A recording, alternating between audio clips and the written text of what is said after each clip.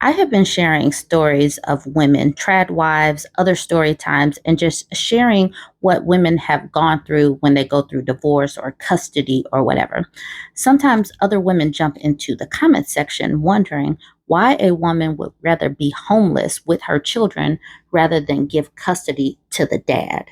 Well, this story that I was tagged in, this mom, her name is Leah Moses. She was giving a testimony on what she went through in Utah with her ex-husband trying to get custody and what the laws put her through, despite the fact that she was abused and the children were abused.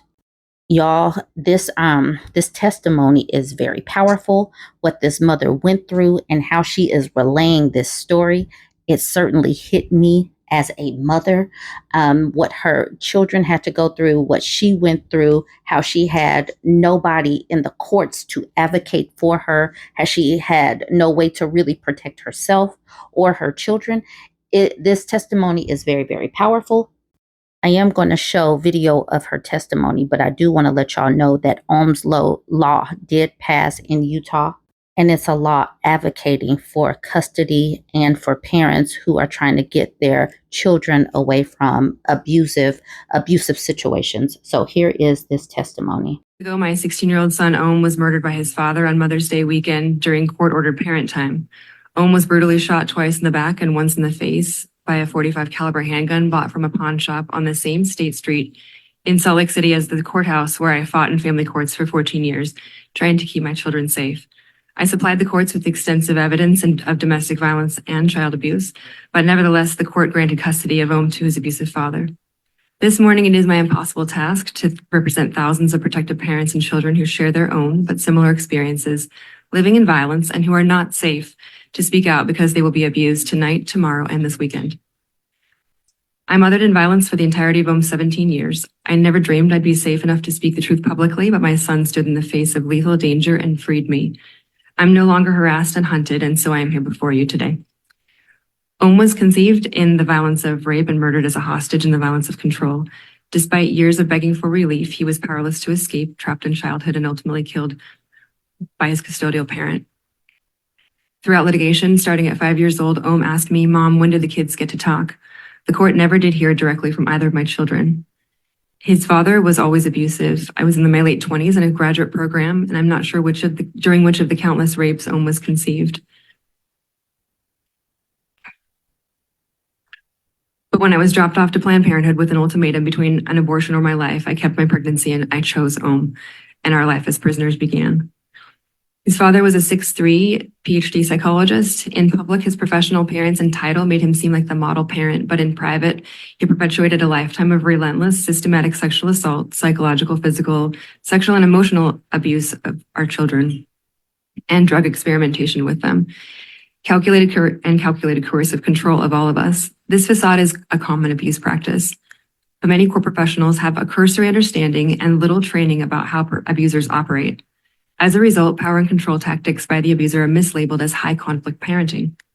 Attorneys for the abusers often mischaracterize the evidence, and psychology evaluators are often unprepared to properly provide evidence on domestic violence and mislead the court and leverage the protective parent's credibility deficit, labeling protective behaviors as hysterical or alienating. This was the primary reason that Ohm was taken from me, and this is happening to thousands of people desperate to protect their children in family court. While court professionals forced me to cooperate with our abuser at home, I did everything I could to protect my children from abuse, but there was no escape from volatile tirades. He would throw Ohm as a toddler into the back seat and drive drunk, trying to push me out on I-15 while speeding down that freeway. I had no reproductive choice. He prohibited contraception. Towering over us, he would declare, "I own you," as if we were his property, and "You'll never survive without me." We were under constant surveillance, stalked, and required to report every action. I wasn't allowed to work. The threats to kill me and take the children escalated, and I moved out. Became homeless with a baby and a preschooler. We lived in basements, above garages, or out of a car, isolated without money and options, and convinced that I was rejected by my family and friends. I reluctantly forfeited my pro se protective order and moved back. To maintain control, he cut all financial resources and frequently kidnapped Ohm and his sister. I finally decided to leave for good when I found his old journal stating that he was a sex addict and a child molester and afraid he would do it even to his own children. Thinking the court system would protect us, I scraped together a retainer for an attorney who told me that no matter what abuse evidence I presented, the family court system would still be a gamble. I was then denied a protective order. With unsupervised parent time granted to him by the court, his arrogance skyrocketed to unrestrained child sexual abuse, even during a custody evaluation. When Ohm and his sister disclosed to several, including recorded interviews at children's justice centers, I was ordered to restrict all contact with their father or I'd be considered complicit in the abuse. The domestic violence detective said that they believed the kids, but the prosecutor doubted the ability to win because dad was too smart and the kids were too young. Then in family court, I was told to stop reporting the abuse later, that I would be jailed if I didn't return to unsupervised parent time with extra hours ago, my loss. Nothing is more terrifying than sending your children to someone you know is abusing them, with the system enabling. Protective parents are often in a double bind, blamed for not protecting and suspected and blamed for reporting abuse, yet forced to co-parent. People ask, why don't victims just leave? It's not that simple. I face the impossible choice between living with my children under the crushing weight of perpetual violence or pursuing divorce and a life of co-parenting with an abuser, with police, with child protective services, and with court evaluators. If I had known how easy it was to evade court orders, that the system would not help me protect my children, I would have stayed in the abuse, but I'm confident I would not be alive to testify today. I always expected that he would kill me first. I thought that I had escaped, only to become entangled in the complexity of expensive forced evaluations with experts who demonstrated no experience or expertise with domestic violence, yet whose opinions would determine the trajectory of our lives. I was warned by attorneys never to call child protective services and never to tell the real truth or risk losing custody. I was the first line of defense for my children, yet I was seen as the problem by many court professionals. Every type of court-ordered therapy and intervention failed for us. Despite my children's countless pleadings to live safely with me, we were sent to reunification therapy with a cash-only parent coordinator who was actively participated in opposing this bill. As a psychologist, she aligned with the children's psychologist's father, writing lengthy, outrageous letters to the clerk, blaming me for the children's resistance to contact with him and telling my children to stop asking for what they wanted because it would never happen. I often had to choose between buying groceries or paying installments to a long line of court-ordered professional evaluators, adding up to tens of thousands of dollars.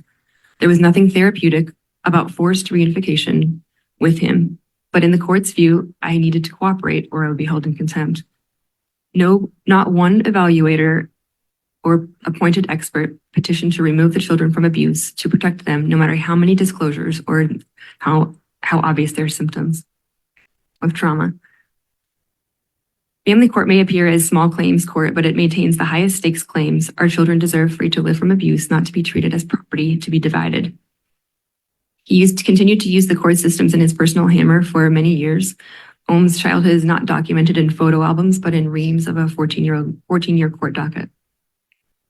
Our second custody evaluation resulted in the most important legal proceeding of our case, when experts summarized reports of excessive DEA prescription records, solicitation arrest, police investigation of drug-induced rape, harassment, and stalking.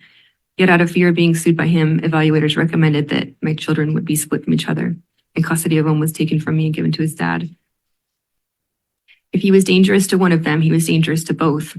I stated on record, "You're telling me I have to sacrifice my son to save my daughter." Over a year later, the third evaluation was filed without warning, finally granting custody to me. No one let me know, even though I knew the abuser better than anyone, and I never saw Ohm again. 3 weeks later, he was dead. The more I tried to protect, the more I was accused of lying and alienation until my child was murdered.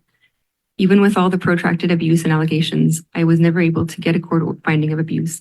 Our case was littered with over a decade of court-ordered experts, yet after tens of thousands of dollars, thousands of data points, and following the letter of the law in every order, I was accused as a high-conflict parent.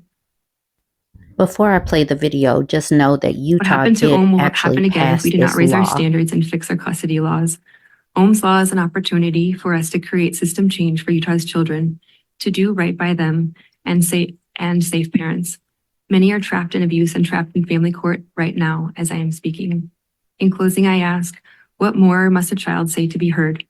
What must a protective parent do to overcome the credibility deficit? How many more children must sacrifice their childhood before we take action? How will we show the nation that Utah does prioritize the child first and always? Thank you.